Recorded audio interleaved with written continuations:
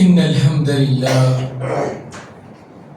نحمده ونستعينه ونستغفره ونعوذ بالله من شرور أنفسنا ومن سيئات أعمالنا من يهده الله فلا مضل له ومن يضلل فلا هادي له وأشهد أن لا إله إلا الله وحده لا شريك له وأشهد أن محمدًا عبده ورسوله أما بعد فإن خير الحديث كتاب الله وخير الهدي هدي محمد صلى الله عليه وسلم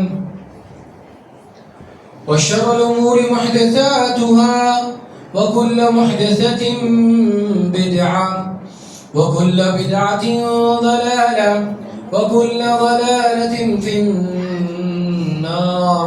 أعوذ بالله من الشيطان الرجيم. بسم الله الرحمن الرحيم. يا أيها الذين آمنوا اتقوا الله حق تقاته ولا تموتن إلا وأنتم مسلمون. يا أيها الناس اتقوا ربكم الذي خلقكم من نفس واحدة وخلق منها زوجها وبث منهما رجالا كثيرا ونساء واتقوا الله الذي تساءلون به والأرحام إن الله كان عليكم رقيبا. يا أيها الذين آمنوا اتقوا الله وقولوا قولا سديدا يصلح لكم أعمالكم ويغفر لكم ذنوبكم ومن يطع الله ورسوله فقد فاز فوزا عظيما. وقال الله تعالى في القرآن المجيد إنما أموالكم وأولادكم فتنة.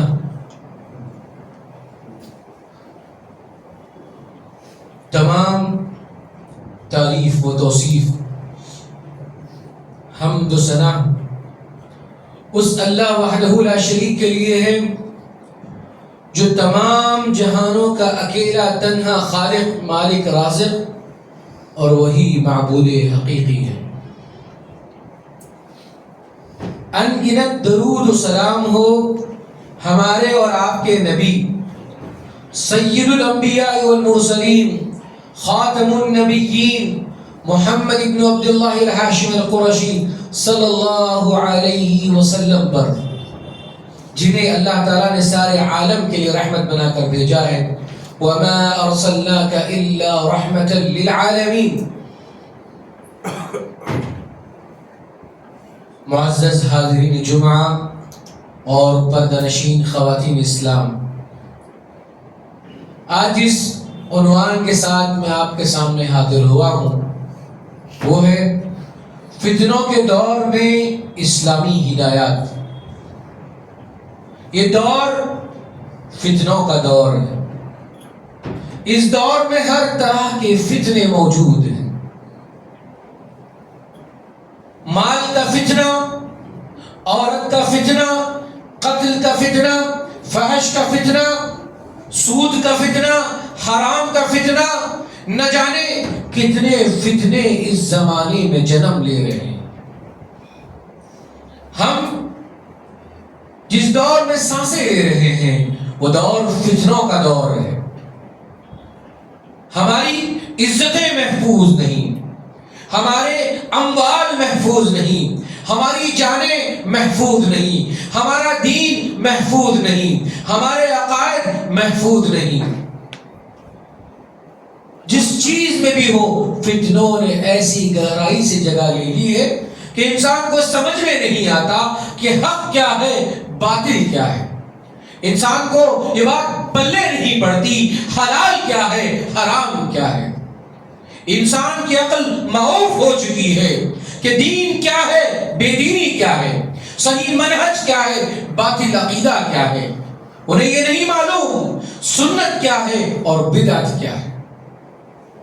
یہ دور میں انسان اللہ اللہ کر لے، اپنی عبادتیں کر لے، یہ وقت ہے کہ انسان اپنے آپ کو فتنوں کا مقابلہ کرنے کے لیے پیش کر دے. ہم اس دور میں، اس فتنوں کے دور میں اپنے دین کی، اپنے ایمان کی، اپنے عقیدے کی، اپنے منہج کی حفاظت کر لے، یہی وقت ہے کہ انسان ہر جو چیز آنے والی ہے اس دنیا کے فتنے میں پڑ جائے۔ اللہ، یہ دنیا فتنوں کی آماج گاہ ہے۔ الذي خلق الموت والحیاة لیبلوکم ایکم احسن عملا، اللہ چاہتا ہے کہ تم میں سے دیکھے کون بہتر عمل کرنے والا ہے، کون اچھا انسان، کون برا انسان۔ انسان اس دور میں دو بڑے فتنے، جس کو شبہات کا فتنہ اور شہوات کا فتنہ کہا جاتا ہے۔ شبہات کا فتنہ کیا ہے؟ انسان دین کے معاملے میں شبہ پیدا کرے۔ جس جاوید اختر کو آپ جانتے تھے، آپ جانتے اس بندے کا گھرانہ علمی گھرانہ تھا، اس بندے کا خاندان علمی خاندان تھا، لیکن محض 4-5 نسلوں میں اسلام تو درکنار، وہ اللہ کا وجود کا انکار بیٹھے۔ وہ اللہ کو الہ تو چھوڑیے، اللہ کو رب نہیں مانتا، اللہ کو خالق نہیں مانتا، اللہ کو مدبر نہیں مانتا، اللہ کو مالک نہیں مانتا۔ اس کا عقیدہ تو مشرکین مکہ کے عقیدے سے بدتر ہو گیا کہ مشرکین مکہ اللہ کو رب مانتے تھے، اللہ کو خالق مانتے تھے، اللہ کو مالک مانتے تھے، اللہ کو مدبر مانتے تھے، اللہ کے وجود کے انکار نہیں تھے۔ اللہ کو رب مانتے تھے، خالق مانتے تھے، معبود نہیں مانتے تھے۔ اسی لیے اللہ کے نبی صلی اللہ علیہ وسلم دین لے کر کیا ہے؟ ایاک نعبد و ایاک نستعین، اے اللہ ہم تجھی سے مدد مانگتے ہیں، اور اے اللہ ہم تیری ہی عبادت کرتے ہیں اور تجھی سے مانگتے ہیں۔ تو دیکھیے دین کا کتنا فتنہ، اس کے گانے سننے والے، اس کے نقش قدم پہ چلنے والے کیا اس کے عقیدے سے متاثر نہیں ہوں گے؟ ضرور ہوں گے۔ تو شبہات کا فتنہ، اللہ کے رسول فرماتے ہیں کہ بندہ کائنات میں غور و فکر کرے گا، کائنات میں غور و فکر کرے گا، کہے گا کہ اس آسمان کو کس نے پیدا کیا، اس زمین کو کس نے پیدا کیا، یہ سمندر، یہ نہریں، یہ جھرنے، یہ کس نے پیدا کیے، یہ چاند سورج کس نے پیدا کیے، یہ انسان جن کس نے پیدا کیے۔ وہ ایک درجے پر پہنچے گا، وہ اپنے آپ سے سوال کر بیٹھے گا، اللہ کو کس نے پیدا۔ یاد رکھیے یہ ایمان و کفر کی یہ حد ہے۔ اگر کوئی انسان کے ذہن میں نعوذ باللہ یہ خیال آ جائے کہ اللہ کو کس نے پیدا کیا، تو یہ بات بار بار آپ احرام کر لیں سورۃ الاخلاص کی، لم یلد ولم یولد، اللہ نہ کسی کی اولاد ہے اور نہ ہی اللہ کی کوئی اولاد ہے۔ اللہ محتاج نہیں۔ آپ دیکھیں معصوم بچے جو اپنی ماں کے پیٹ سے جنم لیتے ہیں، وہ سب کے محتاج ہوتے ہیں۔ جب انسان پیدا ہوتا ہے تب بھی محتاج ہوتا ہے، جب مرتا ہے تب بھی محتاج ہوتا ہے۔ زندگی کا کوئی مرحلہ ایسا نہیں جہاں وہ محتاج نہ ہو، کسی نہ کسی کا محتاج ضرور ہوتا ہے۔ لیکن اللہ حسن، تو دین کا شبہ جو لوگوں کے ذہنوں میں آ گیا، هو الاول، وہ اللہ سب سے پہلے، اس سے پہلے کوئی چیز نہیں ہے۔ لیکن اس میں ہم اس بات کو جان لیں کہ اللہ ہر جگہ موجود نہیں ہے، اللہ دنیا میں ہر جگہ موجود نہیں۔ اللہ اپنے بارے میں کیا فرما رہا ہے قرآن میں؟ الرحمن علی العرش استوى، کہ رحمان عرش پر مستوی ہے۔ ایمان کا عقیدہ ہونا چاہیے کہ ہمیں علم ہونا چاہیے۔ کبھی بھی اللہ کے بارے میں جو سوال آئے گا کیسے، اسے آپ اللہ کے حوالے کریں۔ امام مالک رحمہ اللہ نے عقیدے کے باب میں بڑا بہترین اصول بتایا، ہم سب اس اصول کو اپنائیں گے، عقیدے کے معاملے میں محفوظ رہیں گے، عقیدے کے فتنے سے محفوظ رہیں گے۔ وہ کیا ہے؟ الاستواء معلوم، اللہ عرش پر مستوی ہمیں بات معلوم ہے۔ والکیفیت مجہول، کیسے اللہ عرش پر مستوی ہم نہیں جانتے۔ والایمان به واجب، اس کے تعلق سے ایمان لانا ضروری ہے۔ والسؤال عنہ بدعۃ، اور اس کے بارے میں سوال کرنا بدعت ہے۔ اللہ تعالیٰ کے جتنے نام قرآن و سنت میں آئے ہیں، جیسے ہم کو اللہ کے رسول صلی اللہ علیہ وسلم نے سمجھایا ہے، ہم اس پر ایسے ہی ایمان لائیں گے، ایسے ہی عمل کریں گے۔ دیکھیے اللہ کا انکار ایک ایسا انکار ہے جو بہت کم لوگوں کو ہوا کرتا ہے، لیکن انسان اس کے ذریعے باطل عقیدے میں نہ چلے جائے، عقل میں نہ چلی جائے، بلکہ وہ ایمان پر باقی رہے، قرآن و سنت پر باقی نہیں۔ آپ جو دیکھ رہے ہیں یہ ڈیبیٹ ہوا، آپ سمجھتے کہ پہلی دفعہ ہوا نہیں، بلکہ علماء تاریخ گواہ ہے اس پر کہ ہزارہ سال سے امت نے، علماء نے اس پر کام کیا ہے۔ لیکن غور کریں، آپ اس مسئلے میں اس حد سے نہ نکل جائیں کہ آپ کو دین یاد نہ رہے، ایمان یاد نہ رہے، عقیدہ یاد نہ رہے، منہج یاد نہ رہے۔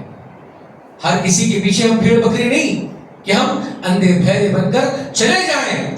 آپ کو قرآن و سنت کیا کہتی ہے، آپ علماء سے رجوع کریں، آپ علماء سے معلوم کریں کہ اس مسئلے میں قرآن کا معاملہ کیا ہے، اس مسئلے میں حدیث کا مسئلہ کیا ہے۔ اپنی عقل کی بنیاد پر دین کو نہ لیں۔ علی بن ابی طالب رضی اللہ عنہ فرماتے ہیں دین کی ہر بات عقل سے نہ سمجھی جا سکتی ہے نہ سمجھائی جا سکتی ہے۔ کیوں؟ کیونکہ عقل ہماری کمزور ہے۔ یہاں مسجد میں جتنے لوگ بیٹھے ہیں کہ سب کی عقل ایک جیسی ہے؟ کہ ہماری عقلیں صحابہ کی عقلوں اور رسول و انبیاء کی عقلوں کی طرح ہوگی؟ نہیں۔ لیکن اس کے باوجود بھی حضرت علی فرماتے ہیں رضی اللہ عنہ، ایک بندہ اگر دین کا معاملہ عقل کی بنیاد پر ہوتا تو موضوع پہ مسح کرنا، سوکس پر مسح کرنا وہ نیچے کی طرف ہوتا نہ کہ اوپر کی طرف۔ جبکہ شریعت میں کیا ہے، آپ موضوع کو مسح اوپر کی طرف کریں، گندگی کہاں رکھتی ہے؟ نیچے کی طرف رکھتی ہے۔ تو دین کبھی بھی عقل کی بنیاد پر نہیں، ہاں دین کا ہر حکم عقل کی بنیاد پر، دین کا ہر حکم حکمت کی بنیاد پر۔ لیکن کس کی عقل؟ کیا میری اور آپ کی عقل ایسے فاسق و فاجر کی ہے عقل جس کو اللہ کے بارے میں نہیں معلوم؟ کیا اس کی عقل کو ہم معیار بنائیں گے؟ ایسے انسان کی عقل کو معیار بنائیں گے جو اپنی شہوات کے پیچھے، شبہات کے پیچھے پڑا رہتا ہے؟ کیا اس کی عقل معیار ہوگی؟ جو عقل کی بنیاد پر دین پر عمل کرنے والے ہوں گے وہ کہیں نہ کہیں مسئلے کے شکار ہوں گے، کہیں نہ کہیں فتنوں کے شکار ہوں گے۔ میرے بھائیو، یہ دور فتنہ ہے، یہاں پہ ایک فتنہ آ کر روکے گا نہیں۔ آپ ہر دن دیکھیے، صبح ہوتی ہے فتنوں سے شروعات ہوتی ہے، رات ہوتی ہے فتنوں پہ شروعات ہوتی ہے۔ آپ سب فرماتے ہیں کہ قیامت کے قریب ایسا وقت آئے گا کہ مومن صبح میں جو مومن رہا ہوگا وہ شام ہوتے ہوتے کافر ہو جائے گا، شام میں مومن ہوگا صبح ہوتے ہوتے کافر ہو جائے گا۔ ایسے فتنہ تو شبہات دین کے معاملے میں کہ حدیثوں کے تعلق سے کتنا بڑا فتنہ جانتے ہیں؟ وہ کہتے ہیں کہ جو قرآن میں ہم اسی کو مانیں گے، وہ حدیث جس کا ذکر قرآن میں نہیں، وہ باتیں جو آپ نے کہی ہے لیکن قرآن میں ذکر نہیں، ہم اس کو نہیں مانیں۔ اللہ، یہ کتنا بڑا فتنہ کہ انکار حدیث کا فتنہ ہے۔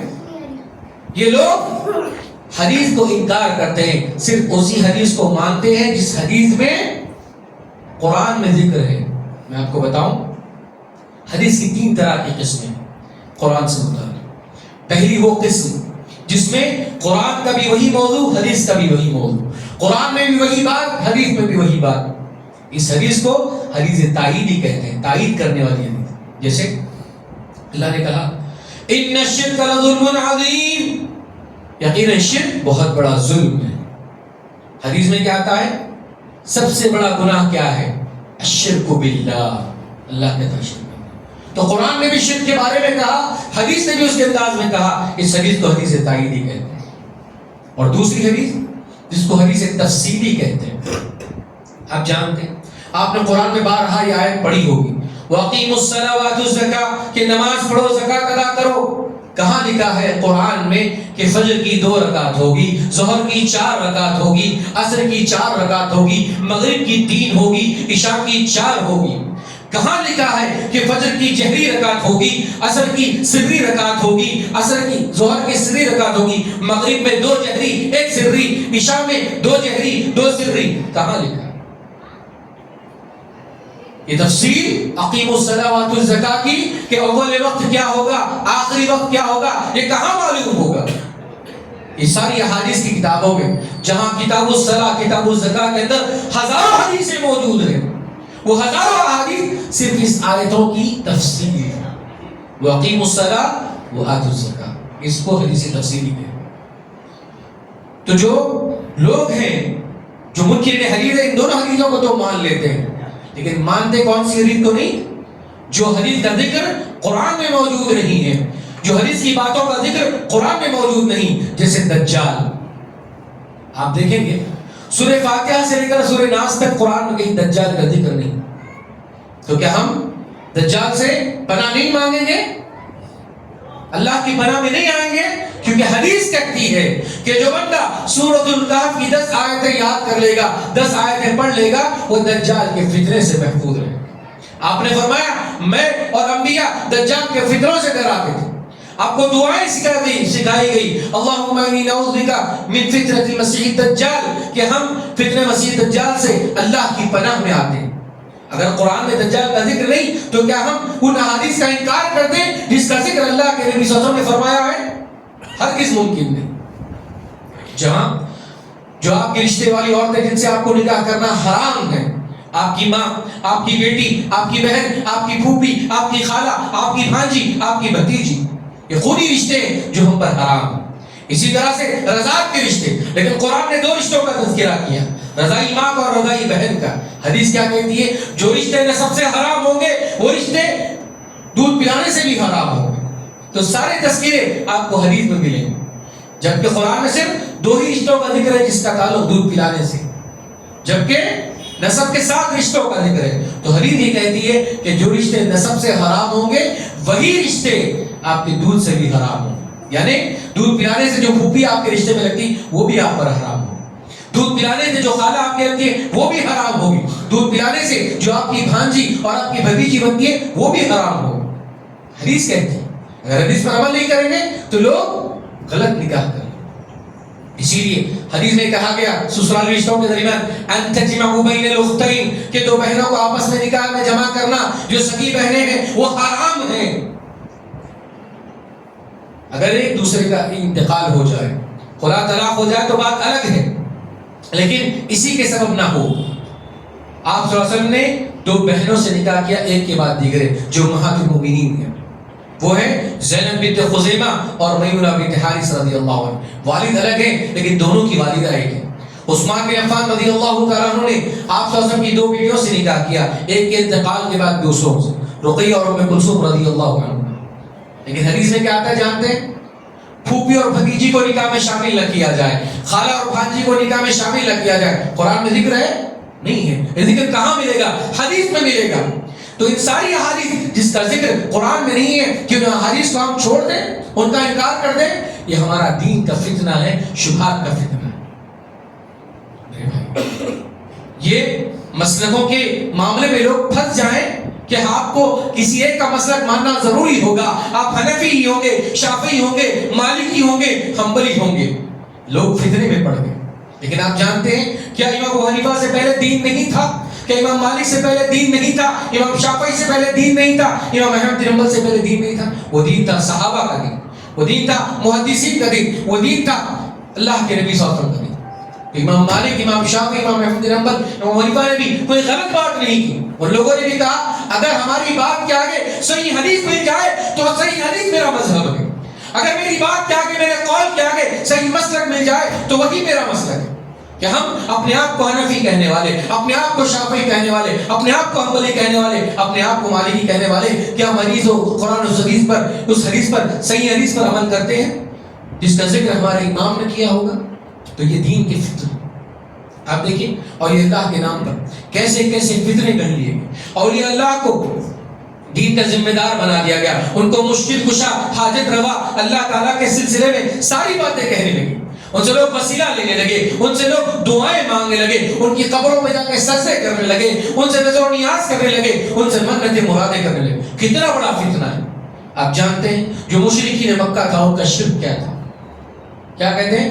ما نعبدهم الا ليقربونا الى الله زلفا، ہم ان کی عبادت نہیں کرتے بلکہ ہم تو انہیں اپنا قریب کرنے والا سمجھتے ہیں، ہم ان کو پکاریں گے یہ اللہ کے قریب ہم کو کرتے ہیں۔ اللہ اکبر۔ اگر جب مشرکین مکہ کو اس بات پر مشرک کہا گیا، اگر ہم مسلمانوں میں سے قبروں کی زیارت کرنے والے یا قبر پرستی کرنے والے یا قبروں کے پاس جانے والے، ان سے منتیں مرادیں مانگنے والے، ان پر نظریں چڑھانے والے، ان کی نذر و نیاز کرنے والے، کیا یہ اس دائرے میں شامل نہیں ہوں گے؟ ہمیں سوچنے کی ضرورت ہے۔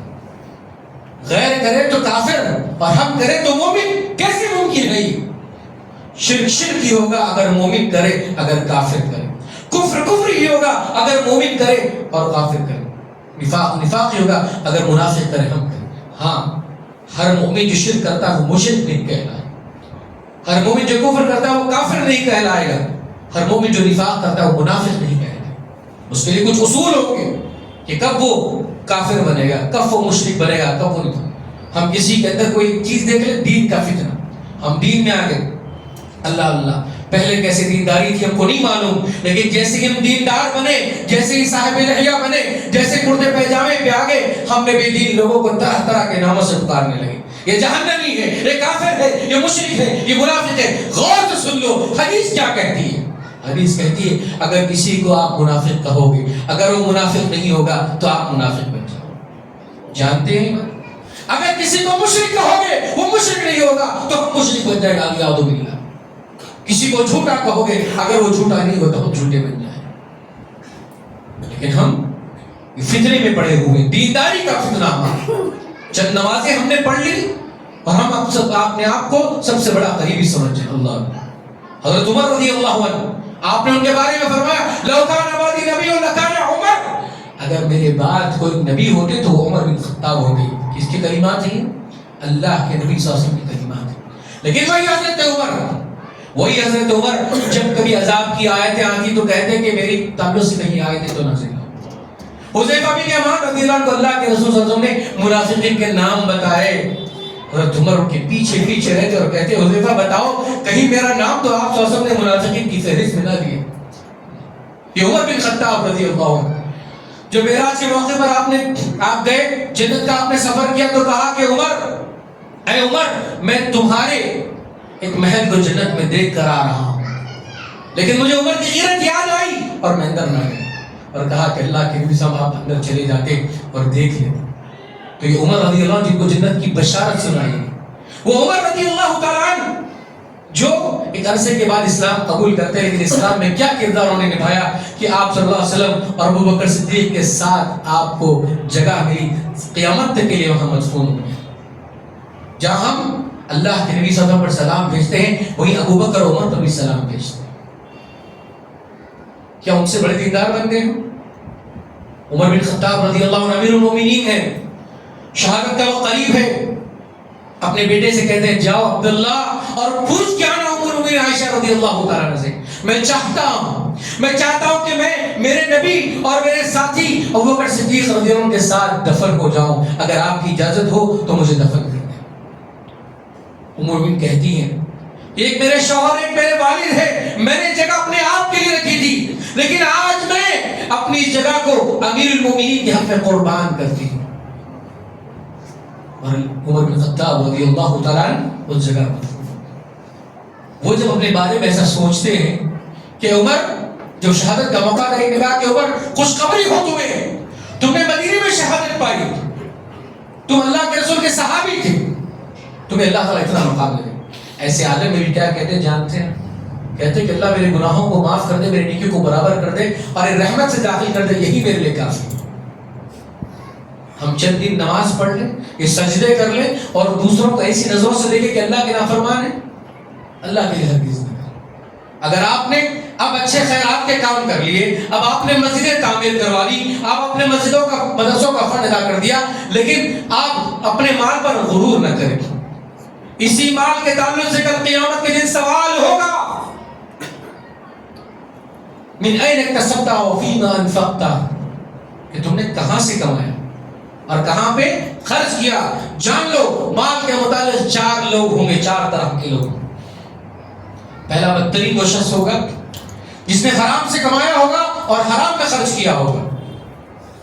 پھر دوسرا وہ شخص جو کماتا تو حرام کا ہے لیکن خرچ حلال میں کرتا ہے، وہ بھی گنہگار ہوگا۔ تیسرا وہ شخص جس نے کمایا تو حلال ہوگا لیکن خرچ وہ گناہوں میں کر رہا ہوگا۔ اور سب سے اچھا انسان وہی ہوگا جس کی کمائی بھی حلال کی، جس کا خرچ بھی حلال ہے۔ تو مال کے فتنے میں کیوں امت مسلمہ کو دیکھیے، اسلام کے نام پر، حلال کے نام پر انہیں سود بھی دے دیا جائے تو خوشی خوشی قبول کرتے ہیں، کیونکہ نام اس میں اسلام کا آ چکا ہے، چونکہ اس میں نام حلال کا آ چکا ہے۔ دنیا کا کوئی کام کرنے جاتے ہیں آپ تو بعد سے باریک تحقیق کرتے ہیں، دین کے معاملے میں تحقیق کیوں نہیں کرتے؟ کیوں علماء سے رجوع نہیں کرتے؟ بعض لوگ تو ایسے اللہ ان پر رحم فرمائے علماء سے کاروبار کے معاملے میں نہیں پوچھتے، علماء سے اپنی تجارت کے بارے میں نہیں پوچھتے۔ کیوں؟ کیونکہ علماء کہیں حرام نہ قرار دیتے۔ اگر حرام قرار دے دیں گے تو پھر میں تجارت نہیں کر پاؤں. اگر اسی نیت سے کاروبار کے تعلق سے تجارت کے تعلق سوال نہیں کرتے ہیں تو اللہ کے نزدیک کو پوچھیں جائیں. تو میرے بھائیو مال کا فتنہ ایسا بڑا فتنہ. اور میرے بھائی جان کا فتنہ تو آج شہر حیدرآباد میں بہت آسان ہو چکا ہے. خون تو کبھی شاید کوئی چیز تو کبھی شاید مہنگی ملے گی، لیکن خون اتنا سستا ہو چکا ہے کہ چند سکوں کے عوض ایک دوسرے کے قاتل ہم بن چکے ہیں. رشتہ دار تو بھول جائیے، وہ ایک دوسرے کے قاتل بن چکے ہیں. یہ شہر حیدرآباد جو علماء کا شہر تھا، جو دینداری کا شہر تھا، جہاں پہ علم کے، آپ دیکھیں یہ قطب شاہی مسجدیں کتنی آپ جانتے ہیں، کتنی مسجدیں جانتے ہیں قطب شاہی؟ کئی سینکڑوں مساجد آپ کو ملیں گی. یہ کب بنی قطب شاہی؟ 400 سال پہلے. جب جس تاریخ، جو چار مینار کی تاریخ ہے، جو مکہ مسجد کی تاریخ ہے، وہی قطب شاہی مسجدوں کی تاریخ ہے. تو یہ شہر مسجدوں کا شہر ہے. جتنی مسجدیں شہر حیدرآباد میں آپ کو ملے گی شاید ہی کہاں ملے گی. لیکن یہ شہر آج شہر قتل ہو چکا ہے. ہر طرف قتل و غارت گیری ہو چکی ہے. ایسا لگ رہا ہے کہ ہم اس میں مقابلہ آرائی کر رہے ہیں. ارے ہمارے مسجد سے کوئی قتل نہیں ہوا، ہمارے گلی سے کوئی قتل نہیں ہوا، کیسی بات ہے؟ ہمارا نام اخبار میں نہیں آیا کہ یہاں کا کوئی قاتل ہے، ہمارا نام نیوز چینل میں نہیں آیا کہ ہمارے بستی کا کوئی قاتل ہے، چلو قتل کرتے ہیں. ایسی بات ہو؟ ہم یہ سمجھتے کوئی یہ فخر کی بات ہے کہ ہم یہاں پر قاتل کریں پھر قاتل پکڑے جائیں اور چھوٹ جائیں. اس طرح کا معاملہ ہمارے شہروں کو. اس لیے ہم امن و امان کی حفاظت کریں، اپنے بچوں کی حفاظت کریں. اور یہ رات کا فتنہ سب سے عظیم فتنہ ہے، بڑا فتنہ ہے. انسان راتوں میں اپنے گھر پہ چلے جائے، اپنے بیوی بچوں کے ساتھ رہے. کیوں رات ہم دنیا کے حوالے کر رہے ہیں اور ایسے وقت پہ گھر کو لوٹ رہے ہیں جب آپ کو بیدار ہونا تھا، جب آپ کو اللہ کے راہ میں سجدے کرنے تھے، دعائیں کرنی تھی، استغفار کرنا تھا. ایسے موقع پر آ کر ہم آرام کر رہے ہیں. کیسے آرام کر رہے ہیں؟ فجر غائب ہو گئی، ظہر غائب ہو گئی، عصر غائب ہوئی. عصر کے وقت پہ اٹھتے ہیں، پھر تن تازہ ہو کر ہم فتنوں کے لیے نکل جاتے ہیں. مغرب گئی، عشاء گئی، بازار میں چلے گئے ہم، اور 3 نمازیں نیند میں چلے گی. آپ دیکھیے اگر آپ پچھلے رمضان سے ایک رمضان تک کی ساری فہرست نکال کر دیکھیں گے تو کتنی نمازیں آپ نے امام کے ساتھ باجماعت مسجد میں ادا کی. اگر کہہ دیا جائے اگر کتنے لوگوں نے باجماعت نمازیں اس رمضان سے لے کر اس رمضان تک پڑھی ہے امام کے ساتھ، تو میں سمجھتا ہوں کہ اس مسجد خالی ہو جائے گی، خطیب بھی خالی ہو جائے گا، سب خالی ہو جائے گا. اس فتنے میں ہم لوگ پڑھے. تو میرے بھائی اس فتنوں بھرے دور میں جو اسلامی ہدایت ہم کو ملی ہے کہ آپ قرآن و سنت کی طرف رجوع کریں. قرآن کو اپنا اصول بنا لے، حدیث کو اپنا اصول بنا لے، ہر اس چیز کو قرآن و سنت کے معیار پر چیک کرے کہ یہ حلال ہے یا حرام ہے. میں دیکھوں قرآن و سنت کے ذریعے یہ میرے لیے جائز ہے ناجائز ہے، میں قرآن و حدیث کے ذریعے دیکھوں. کیا چیز میرا صحیح عقیدہ باطل عقیدہ قرآن و سنت کے ذریعے دیکھوں. تو ہم قرآن و سنت کو ذریعے دیکھیں. دوسرا معاملہ علماء کی طرف رجوع ہے. میرے بھائیو آج لوگوں نے علماء کی قدر کرنی چھوڑ دی، علماء سے سوال کرنا، علماء سے پوچھنا، علماء کی طرف رجوع کرنا چھوڑ دیا. کیوں؟ ان کے پاس علماء کے علاوہ بھی مسائل ہیں. ان کے پاس چیٹ جی پی ٹی ہے، ان کے پاس گوگل سرچ ہے جس سے وہ فتوے پوچھا کرتے ہیں، جس سے وہ باتیں معلوم کرتے ہیں. کیونکہ عالم کو معلوم ہو جائے گا کہ تم نے فلاں تعلق سے سوال کیا تھا، اسی لیے آپ گوگل سے پوچھتے ہیں، اے آئی سے پوچھتے ہیں، چیٹ جی پی ٹی سے پوچھتے ہیں اور معلوم کرتے ہیں اس کا جواب کیا ہے. ارے آپ کو کیا معلوم؟ وہ دیندار نہیں ہے، اس کے اندر ایمان نہیں ہے، وہ کیا آپ کو دیندار کی باتیں بتائے گا؟ وہ بس معلومات جمع کر کے آپ کو دے گا اور آپ فتنے میں پڑ جائے. کیسا بڑا فتنہ ہے! علماء کو چھوڑ کر لوگوں نے دوسروں کو علماء کا مقام دے دیا. یہ ممبر رسول یا امانت ہے، اس کو اللہ اور رسول کے ماننے والے جو علماء ہوں گے ان کے علاوہ کسی اور کے لیے جائز نہیں کہ اللہ کے بارے میں وہ کلام کریں، اللہ کے بارے میں وہ کہیں، اللہ کے قرآن کے بارے میں وہ کہیں اور اللہ کے رسول کے بارے میں وہ کہیں. تو ہم نے ہر ایک کو فتنے کا مرکز بنا لیا، ہر ایک کو ہم نے سننا شروع کر دیا. آپ صحیح علماء سے سنیں، آپ منہج پر پابند علماء سے سنیں، باطل عقائد باطل افکار سے دور رہیں. کہنے کو بہت فتنہ ہے، سننے کو بہت فتنے ہیں، لیکن آپ کے اصول یہ ہے کہ قرآن و سنت کی طرف جڑ جائیں، قرآن و سنت کے علماء کی طرف جڑ جائیں تاکہ آپ کا ایمان دین محفوظ ہو سکے. آخر میں اللہ سے دعا کرتے ہیں کہ اللہ تعالیٰ ہمیں اس فتنوں بھرے دور میں اسلامی ہدایت پر عمل کرنے والا بنائے. 2 ہدایتیں جو میں نے آپ کے سامنے چھوڑی ہیں یہ وہی حدیث ہے جو اللہ نے فرمایا ترکت فیکم امرین، میں نے تمہارے درمیان 2 چیزوں کو چھوڑے جا رہا ہوں، کتاب اللہ و سنتی، اللہ کی کتاب اور میری سنت. اللہ ہمیں توفیق دے کہ ہم اللہ کی کتاب پر عمل کر سکیں، اللہ کے رسول کی سنت پر چل سکیں، تاکہ ہمارا دین، ہمارا ایمان، ہمارا عقیدہ محفوظ ہو سکے. اللہ تعالیٰ ہماری اولاد کو فتنوں سے بچا، اے اللہ ہمارے اموال کو فتنوں سے بچا، ہماری بیویوں کو فتنوں سے بچا، ہمارے شوہروں کو فتنوں سے بچا، ہمارے بھائیوں کو فتنوں سے بچا. اللہ ہمارے تجارتوں کو فتنوں سے بچا، اللہ ہماری عزتوں کو فتنوں سے بچا، اے اللہ ہماری زندگیوں کو فتنوں سے بچا. اللہ تعالیٰ کوئی بھی فتنہ ہے تو ہمیں محفوظ رکھ میرے مولا.